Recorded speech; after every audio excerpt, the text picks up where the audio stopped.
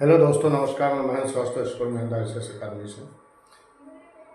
छात्रों, मेरी क्लास चल रही है उत्तर प्रदेश पर्यटन एवं धार्मिक स्थल के बारे में।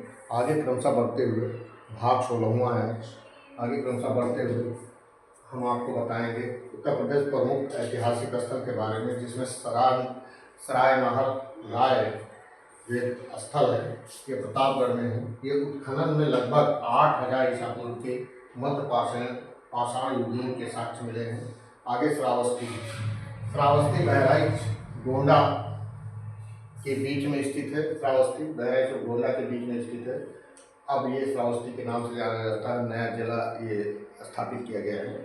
आगे सेहट और बेहट नाम की जो प्राचीन, जो इसको सेहट बेहट कहते थे, प्राचीन नाम था।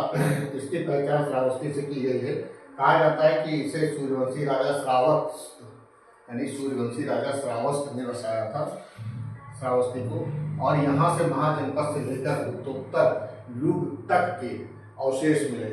यानी कि यहाँ जो है श्रावस्ती में महाजनपद से लेकर के और गुप्तोत्तर युग के अवशेष मिले हैं। महाजनपद युग में कौशल महाजनपद की दूसरी राजधानी थी। यानी महाजनपद युग में जो कौशल महाजनपद हुआ करता था, इसकी दूसरी राजधानी थी। श्रावस्ती 3 प्रमुख व्यापारिक मार्गों के बीच में केंद्र में स्थित था। जो 3 व्यापारिक मार्ग थे, उत्तरापथ, दक्षिणापथ और मध्यपथ के केंद्र में स्थित होने के कारण इसका आर्थिक, सामाजिक, सांस्कृतिक बहुत ही महत्व था। यानी कि ये 3 मार्ग यहाँ से गुजरते थे, जिसकी वजह से ये केंद्र में स्थित था। जो उत्तरापथ और दक्षिणापथ और मध्यपथ के केंद्र में स्थित होने के कारण इसका आर्थिक, सामाजिक और सांस्कृतिक दृष्टि इसका बहुत महत्व था। ये भगवान बुद्ध की प्रिय नगरी हुआ करती थी। और यहाँ के साहूकार अनाथ पिंडक ने जेतवन महाविहार बौद्धों को दान में दिया था।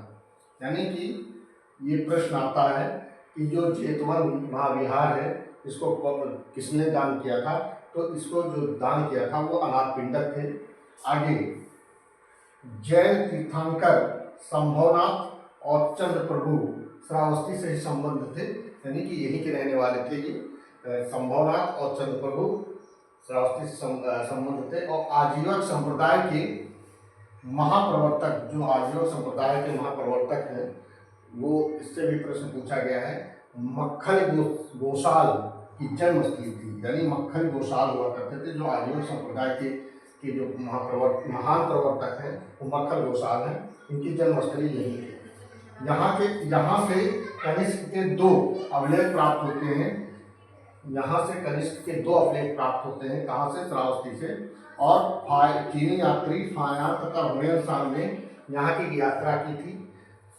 चीनी यात्री जो आए थे, चीनी यात्री फायान और हुएनसांग, इन्होंने श्रावस्ती की यात्रा की थी। और श्रावस्ती का विस्तृत वर्णन इन्होंने अपनी किताब पुस्तक में इन्होंने दिया है कि श्रावस्ती क्या था, श्रावस्ती में किसका कौन था, भगवान बुद्ध की जन्मस्थली थी, क्या क्या सारे उदाहरण इसमें, मतलब सारी चीज़ों की जानकारी इन्होंने यहाँ पर दी है, हुएनसांग ने और फायान ने। यानी कि इससे भी प्रश्न आता है।